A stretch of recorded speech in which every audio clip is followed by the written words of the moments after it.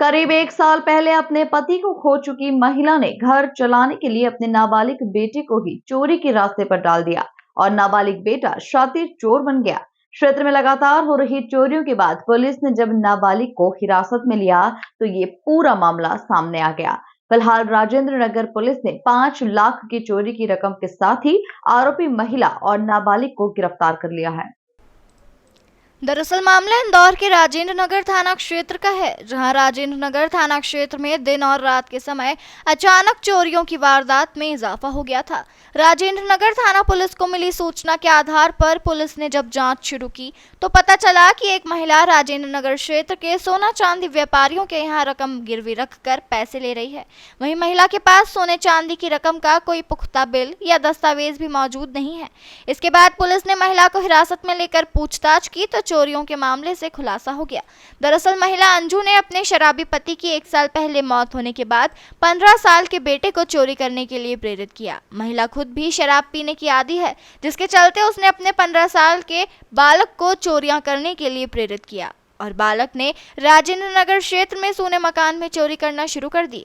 बालक ने क्षेत्र के सूने मकानों को टारगेट करते हुए इलेक्ट्रॉनिक गैजेट्स और सोने चांदी की रकम चुराना शुरू की। जब पुलिस ने नाबालिग को हिरासत में लिया तो पता चला कि वो राजेंद्र नगर थाना क्षेत्र का वारंट शुदा बदमाश है और पूर्व में भी उस पर 2 चोरियों के मामले में वारंट जारी है।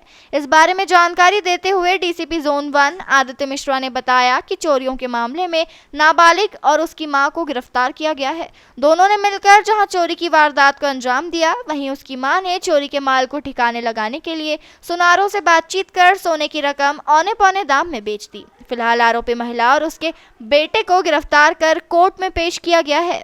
राजेंद्र नगर थाना क्षेत्र में विगत 15 दिनों में लगातार गृह भेदन की घटनाएं और चोरी की घटनाएं हो रही थी।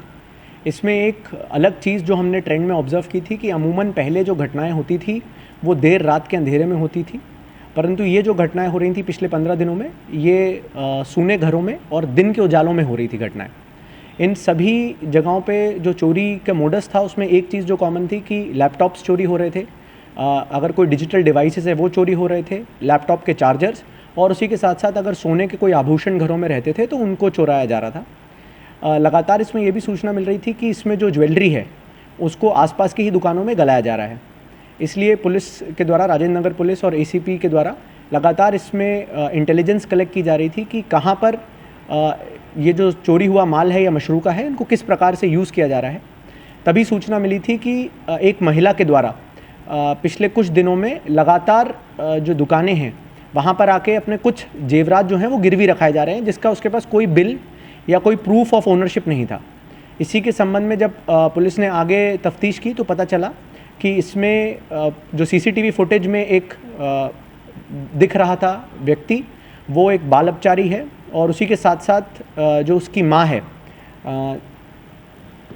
जिसका नाम है अंजू, इनके द्वारा मिलकर षड्यंत्र रच के ये घटनाएं की जा रही थी। इसमें जो एक चीज़ सामने आई है वो ये आई है कि जो लड़के की माँ है, बाल अपचारी की माँ है, जो उसके द्वारा लगातार शराब का सेवन किया जाता है, नशे की हालत में रहती है और उसके पति नहीं है, उसके पति की पिछले वर्ष मृत्यु हुई है। तो उसी के कारण घर चलाने के हिसाब से भी लड़का शायद मजबूर था, जिसके कारण बार बार वो गृह भेदन की घटनाएं कर रहा था और चोरी कर रहा था। और फिर ये पूरा जो मशरूका रहता था इसको जो इसमें सह आरोपी है उसकी माँ, इसके द्वारा सोनार की दुकानों पे जाकर सस्ते दामों में बेचा जाता था और इससे फिर या तो शराब का सेवन या अपना घर चलाने के लिए इस्तेमाल किया जाता था। इसमें जो अभी तक की हमारे पास सूचना है वो 7वीं क्लास तक पढ़ा हुआ है, वर्तमान में 15 वर्ष की आयु है।